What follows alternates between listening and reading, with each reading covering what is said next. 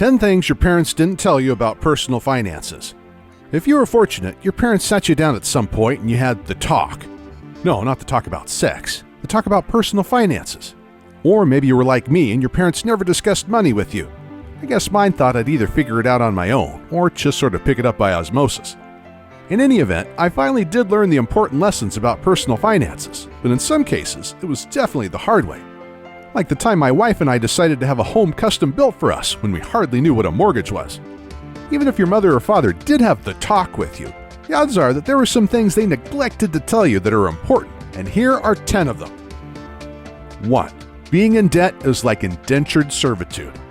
If you're not familiar with the term indentured servitude, the online encyclopedia Wikipedia defines it as a voluntary labor system whereby young people paid for their passage to the new world by working for an employer for a certain number of years.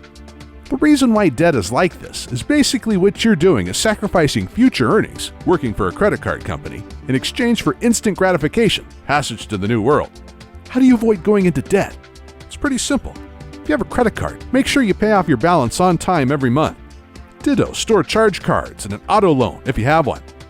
I understand that it takes a certain amount of self-discipline to do this, but it will pay off in years ahead when you're not sending 20 or 30% of your hard-earned income off to a credit card company or companies.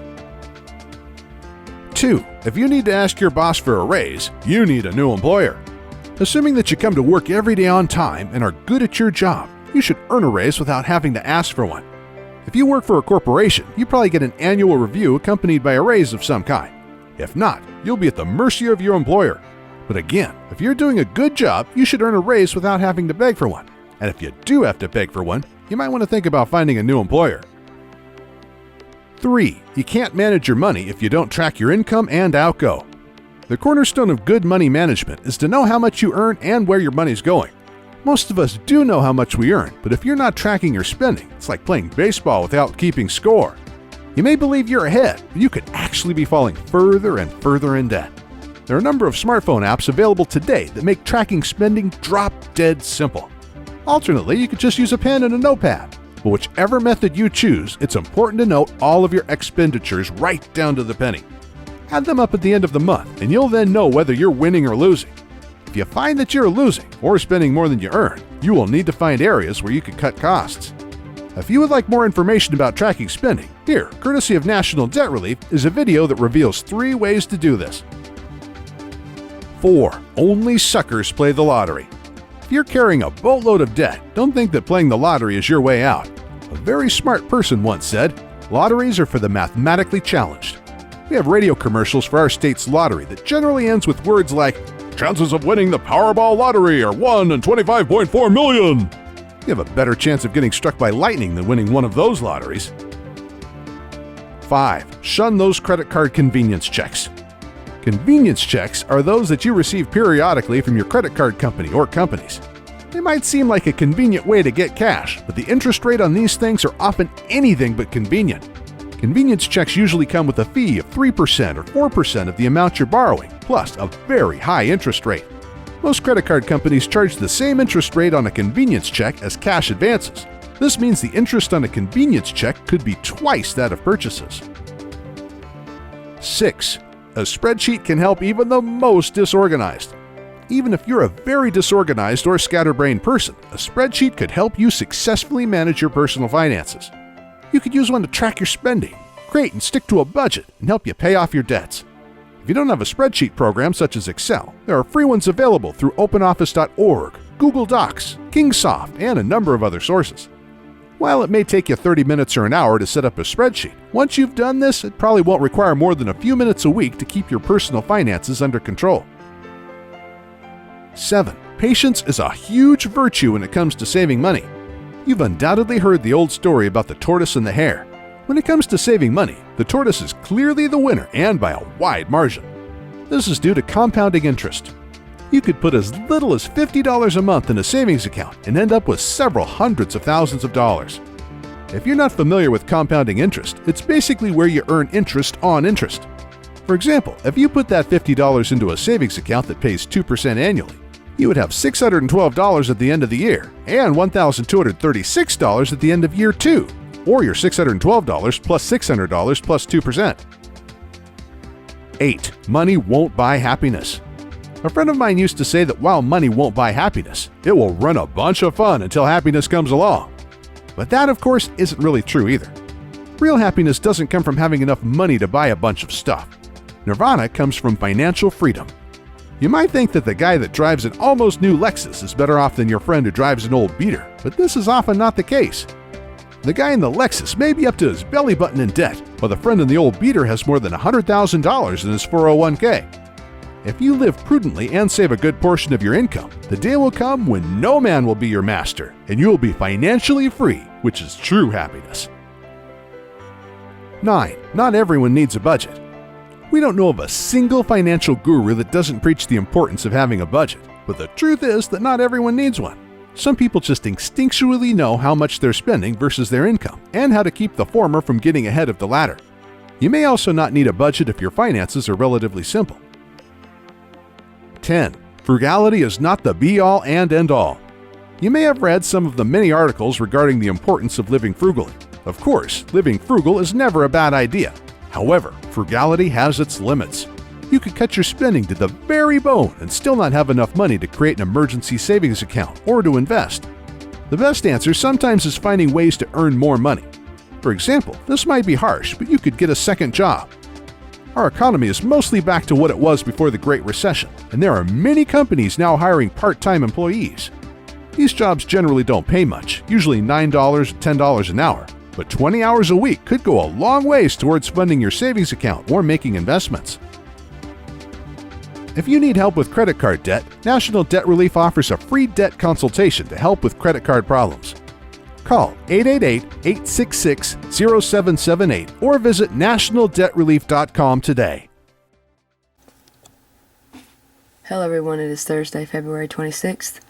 This article taken from Market Watch. Opinion. Brett Arends. Opinion. Pope Francis must answer questions about Church's financial dealings with Hitler. A new book, God's Bankers, sheds light on the Vatican Bank and the Nazis, by Brett Arends, columnist. There he is, the first Jesuit Pope, Pope Francis.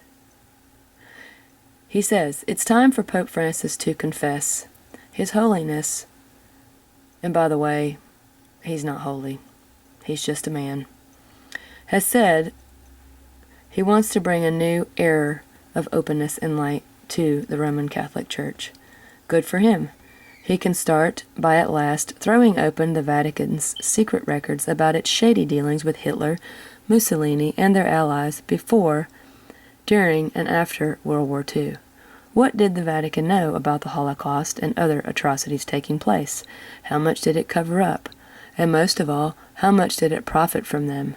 Those issues have been given new life by the publication of Gerald Posner's new book, God's Bankers, A History of Money and Power and the Vatican, which details for the first time all that we do know about the financial shenanigans in the Holy See from that time. But it is tantalizing how much remains buried in the Vatican's so-called secret archive, hidden from private prying eyes.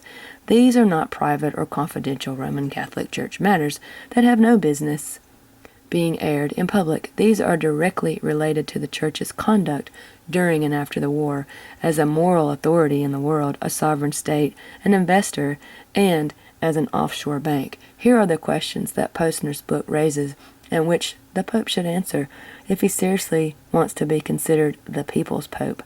The scale of the Vatican's financial entanglements raises too many questions for us to ignore. How much money did the Vatican receive each year from Hitler in the guise of the so-called Kirchensteuer, or church tax, which he levied on its behalf in the Reich? Posner finds that this tax came to $1.7 billion in today's money in 1943 alone. How far did that influence Pope Pius XII's infamous policy of silence about the rising atrocities against Jews and others throughout occupied Europe, atrocities of which the Vatican received the first direct eyewitness evidence as early as 1941? How much money did the Vatican make by investing in Italian munitions manufacturers in the 1930s at the start of Mussolini's wars of conquest and slaughter, wars that the Church initially blessed. How did the Vatican choose to invest in big Italian insurance companies after Mussolini purged them of Jewish owners and board members, but not Jewish customers? And how much did senior figures at the Church know about those companies' policy of denying life insurance claims for Holocaust victims during the 1940s on the grounds that the families couldn't produce a body? How much gold looted by Nazis and fascists from occupied Europe made its way into the vaults of the Vatican Bank at the end of the war? What happened to that gold afterward? Did any of it go to South America to support the lifestyles of death camp commanders and gas chamber operators who had been helped to escape by the so-called rat line run by sympathetic priests? Were U.S. intelligence reports which described a convoy of trucks loaded with gold arriving in St. Peter's Square accurate or not? And why did the Vatican refuse to join with the Swiss banks and others in making settlements with survivor groups and heirs in the 1990s? Maybe there are innocent explanations for many of these questions, but they can't be dismissed with a wave of the hand. The scale of the Vatican's financial entanglements raises too many questions for us to ignore, and these involve moral imperatives. As early as March of 1942, a guilt-ridden SS officer went to the Catholic Bishop of Berlin and gave him the first detailed account of systematic, industrialized death camp operations at Belzec. The shocked and horrified bishop sent the information to the Vatican both by diplomatic pouch and by encoded telegram, yet the information apparently wasn't broadcast or shared with other countries. If not, why not? The Vatican had a gigantic network of priests in every town across Poland, ground zero for death squads and the Holocaust. How much was reported back and when? The Vatican has steadfastly refused to answer those questions. I tried again last week with both the office of the Nuncio in Washington and the Media Relations Department in Rome, but received no response. If that changes, I will update this article. Pope Francis will be visiting America in September. The President, the media, and other public figures ought to stand shoulder to shoulder with Jewish groups and insist that if he wants to be hailed for his openness and candor, he has to be open and candid first. And that is the end of the article. I would suggest purchasing this book, God's Bankers, by Brett Arends, and looking at the wickedly evil history of this Roman Catholic Church and this evil, evil, wicked institution. Have a great day, everyone.